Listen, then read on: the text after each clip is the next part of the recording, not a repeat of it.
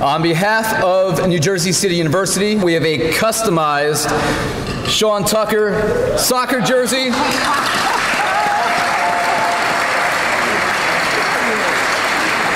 We hope you'll wear that at a future sporting event.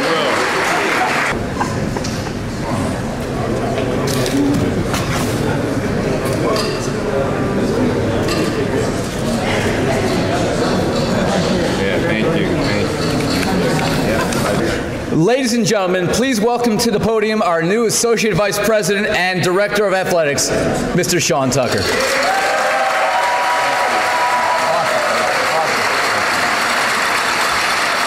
Thank you. Thank you. Thank you. Thank you. Thank you. Thank you. Thank you. Thank you. Well, I cannot express enough my excitement and appreciation to be your next Associate Vice President and Director of Athletics for New Jersey City University. This is a prestigious institution, a nationally recognized university, and most recently recognized as one of the most diverse across the nation.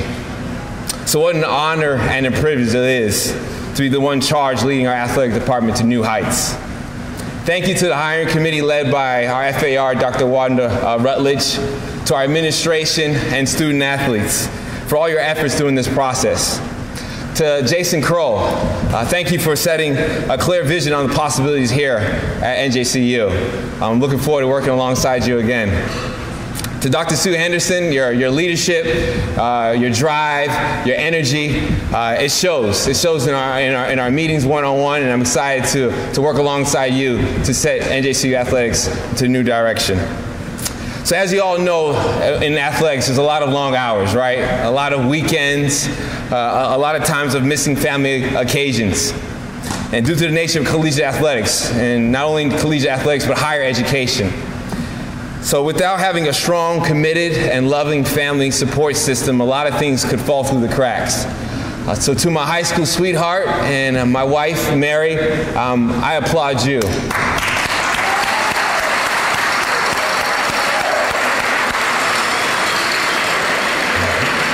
Thank you for being the rock for our family. Thanks for always supporting myself and my professional endeavors, and look forward to continuing our journey together here at Jersey City. To our boys, Javier and Miguel, they are very social guys, so they might just jump on your lap there.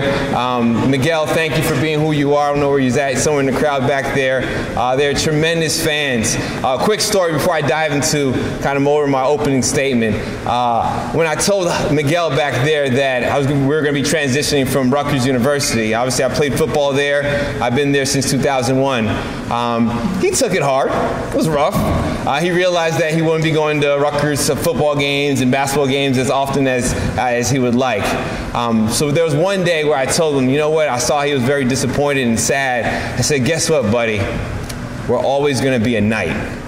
Because Rutgers Scholar Knights and Gothic Knights, and his face just lit up. So, Miguel, we are Knights forever, all right?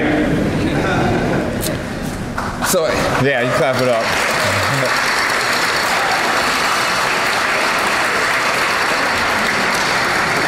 So everyone has a moment during a major decision that sparks and then propels you over the line to walk confidently in the direction you feel most passionately about.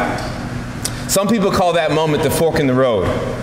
For me, it was February 9th, a little past 11:15 p.m. I had just put Miguel and Javier to sleep when I grabbed my iPad and I headed over to our guest bedroom to do some research on NJCU. About 5 minutes into searching, I stumbled upon a few videos that would provide that initial spark, which is the reason I'm standing here before you today. The video was just 5 minutes long, 5 minutes and 4 seconds to be exact. However, it spoke directly to my life's passion and mission. He was wearing a green NJCU hoodie. He had been in over 50 foster homes and was sitting next to his high school foster dad. Hearing Sam Tony share his personal journey was touching and moving, and I'm sure for many of you guys in this room as well. From an unstable foundation to a star forward and NJAC all-conference performer. Sam embodies what it means to be resilient. While Sam's drive and commitment to not allow the past to shape his future rang loud throughout the video, there was one glaring element that also held true.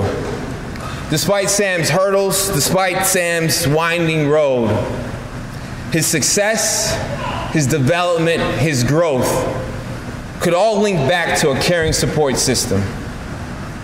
Though small in stature, the Coach Browns, the Woodson families, the mentors, the Ingrams, NJCU all played a special part. It's the support system to where we find ourselves as staff, coaches, and administration, where we find ourselves leading our student athletes. And so it is the role of staff, coaches, and administrators that we play here at NJCU. It's to be that support system to nearly 200 student athletes.